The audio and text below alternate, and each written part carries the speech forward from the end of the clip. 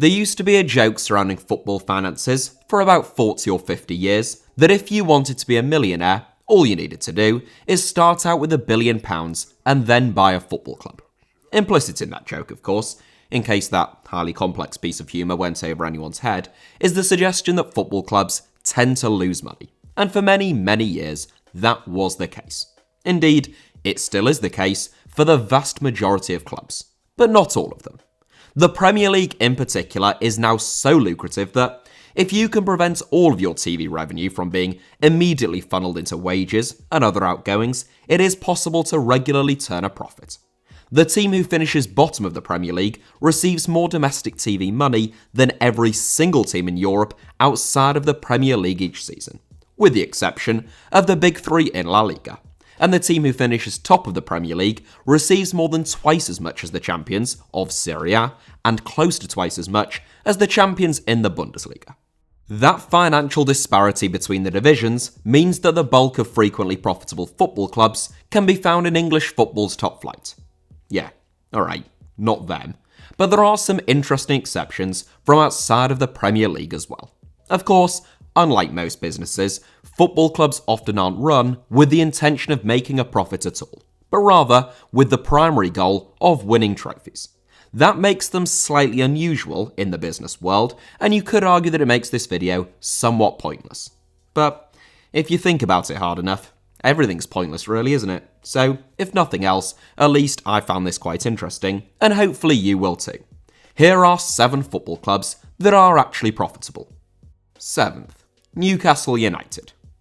It should be said that very few football clubs made a profit as per their last set of published accounts due to the COVID-19 pandemic, and some that did so only turned a profit because they are in such financial dire straits that they have been imposed with strict wage caps, transfer embargoes, and forced into having fire sales. So I took a multi-year outlook at club finances when compiling my 7, which makes Newcastle a slightly unusual inclusion. I say that because whilst Newcastle have been among the most profitable teams in the Premier League for a number of years, that is unlikely to remain the case in the years to come. Mike Ashley, unlike most football club owners, did actually run Newcastle like an ordinary business. Or certainly, like an ordinary Mike Ashley business at least. The club imposed fairly tight wage structures, had a very modest net spend in the transfer market, and spent very little on any infrastructure or redevelopment projects. The end result was £94 million in pre-tax profit between 2010 and 2020, which was the 4th most of any team in the Premier League during that time.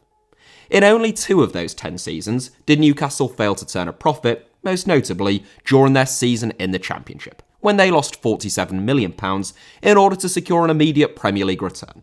Of course, the Magpies are no longer owned by Mike Ashley, and their new regime is likely to have an entirely different set of ambitions. Newcastle are unlikely to be run as a business anymore, and are now more likely to be run as an extension of soft power by the Saudi state. And whilst they might hope to one day turn a profit like Manchester City just did for the first time, that is unlikely to happen for the best part of a decade. 6th, Manchester United. Manchester United were ranked 4th by Forbes in their 2021 list of the most valuable football teams in the world, and they also happen to have the 4th highest revenue, as per their most recent accounts, of any football team in the world. Despite not having won a Premier League title since Sir Alex Ferguson retired, over 8 years ago, and the fact that they only competed in the Europa League in the 2019-20 season, Manchester United still raked in more than any other Premier League team. That is in large part due to the club's enormous support, which ensures that their commercial and matchday revenue remain among the highest in the division, even when the Red Devils don't rank among the top teams in the division out on the pitch. Of course, one would imagine that if Manchester United continue not to challenge for the Premier League title, or the Champions League, whilst the likes of Manchester City and Liverpool continue to thrive, they will gradually lose ground on other clubs in terms of revenue and support. But it is pretty clear that that's not going to happen overnight. In total, Manchester United have made £191 million in pre-tax profit over the past decade, which is the 2nd highest figure in the Premier League over that period. The Red Devils' operating profit since the Glazers acquired the club in 2005 has been £467 million, but they've also had to pay the Glazer family £704 million in interest payments for interest that was taken out in order to fund their purchase of the club during that time. Fifth, Real Madrid. Two of the biggest clubs in world football feature side by side in this seven, and with the greatest of respect to Newcastle United, I am referring to Manchester United and Real Madrid when I say that. Real Madrid rank as the second most valuable club in the world according to Forbes, with the second highest most recent revenue figure. Real Madrid are one of only 4 Champions League teams to have posted a pre-tax profit in the 2020 to 2021 tax year, albeit that was only a profit of £1 million. That might not seem like much, but in a season blighted by COVID, in which Barcelona made a loss of more than £400 million, and even Manchester United lost close to £100 million, that is really quite impressive. It is partly the result of Madrid keeping their powder dry, so to speak, over the past few transfer windows. Since spending over £100 million on Eden Hazard in 2019, which hasn't gone particularly well, Los Blancos have spent less than £30 million over the course of 2 seasons. Real Madrid haven't had a single unprofitable year since the beginning of 2012, generating a total of €350 million profit in that time, averaging out at around €44 million profit each season. That is little surprise given the fact that the club raked in more than €700 million in revenue for 3 successive seasons prior to the pandemic, and have compensated for much of that loss in matchday revenue through the newly improved La Liga television rights package, which now earns them more than €200 million in revenue. Fourth, Liverpool.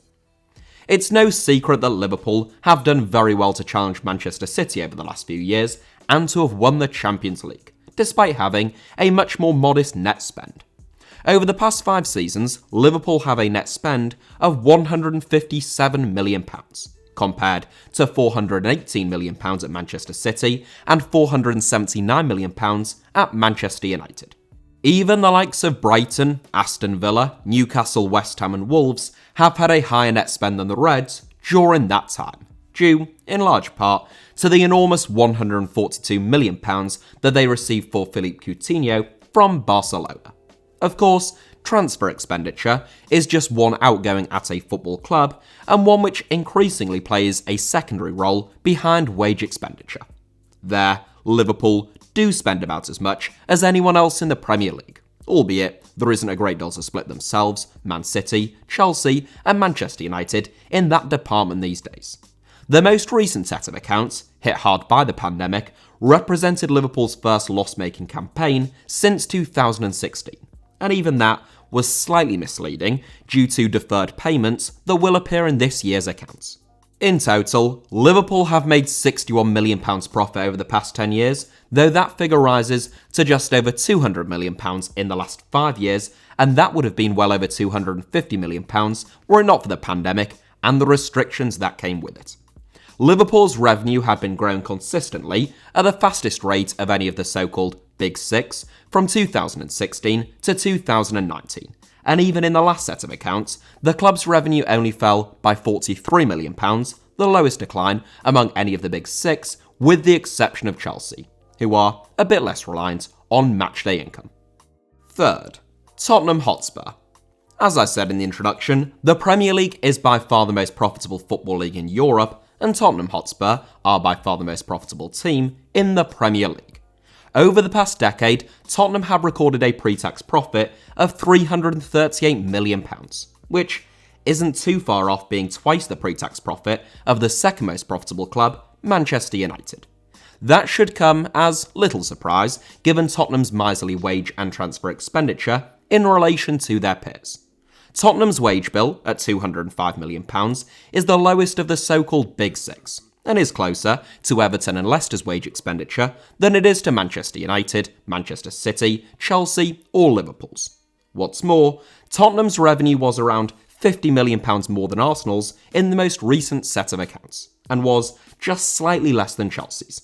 That is pretty impressive when one thinks of where Tottenham were in terms of turnover just 5 or 10 years ago, And it also means that Tottenham have the lowest wages to turnover percentage of any team in the Premier League, and indeed among any elite level team in Europe, at just 57%, up from only 39% the previous season, largely due to a COVID-caused decline in revenue rather than any dramatic rise in wage expenditure.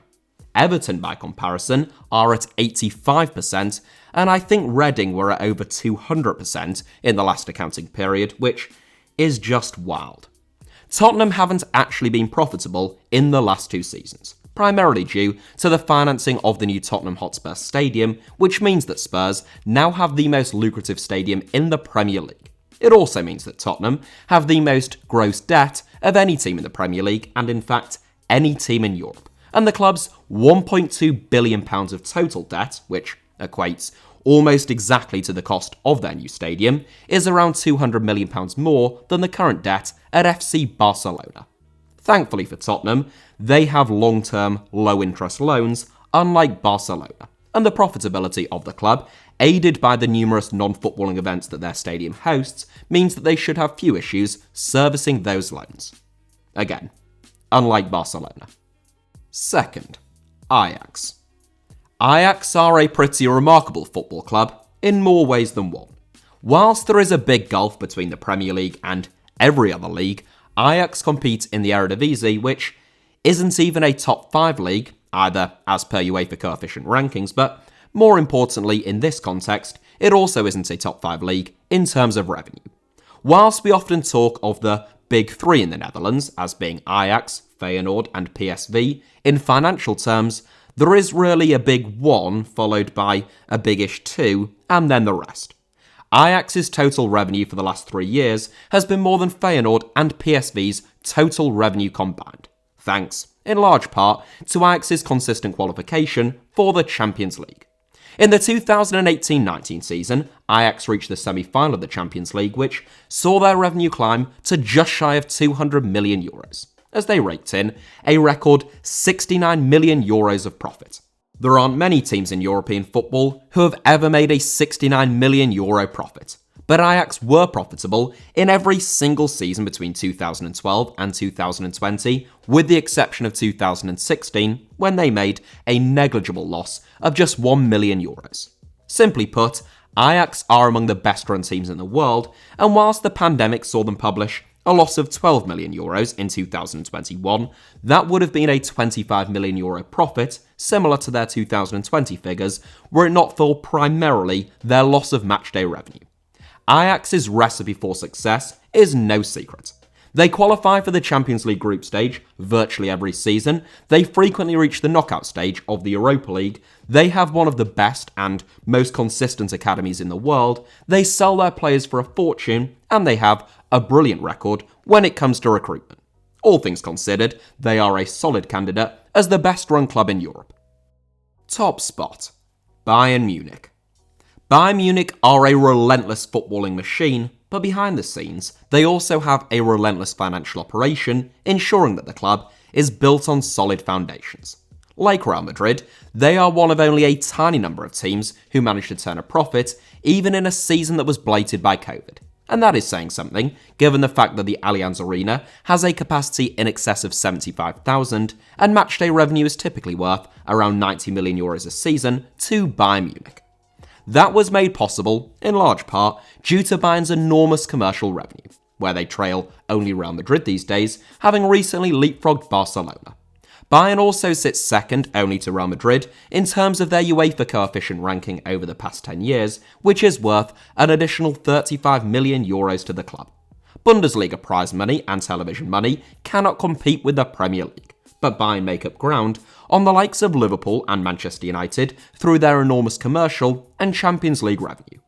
Bayern are just about the most consistent team in all of European football, routinely steamrolling their way to the Bundesliga title, currently on course to win their 10th successive championship, and it is almost 20 years since they last failed to qualify from the group stage of the Champions League. In the last 11 seasons, Bayern have only failed to reach the semi-final stage 4 times, reaching 4 finals during that time and winning 2 of them. Although Bayern have by far the largest wage bill in the Bundesliga, at around €350 million, that puts them in line with the big four spenders in the Premier League, whilst trailing the likes of Barcelona, Real Madrid, and PSG. Because of their enormous revenue, Bayern's wage expenditure only actually equates to 54% of their turnover, which is among the lowest percentage of any Champions League team. The end result is a profit-turning machine. Bayern have made a profit every single year for the past decade, and that profit had been rising pretty steadily until the pandemic hit. In total, during that time, Bayern have made a pre-tax profit of €366 million, the most of any team in world football. As such, they deservedly take top spot in this 7. So that is it for today's 7, but honourable mentions go to Porto, who are the only major team to turn a significant profit of €19 million during the pandemic, Manchester City, who after years of heavy losses are now into profitable territory, along with the likes of Arsenal, Atalanta, Atletico Madrid, Brest, Sheffield United and Norwich City, all of whom have turned notable profits in recent years. A shout out also must go to a number of Major League Soccer teams whose finances are a little bit more opaque than European teams, but a number of whom are thought to be profitable. Atlanta United, Seattle Sounders and LA Galaxy, perhaps chief among them.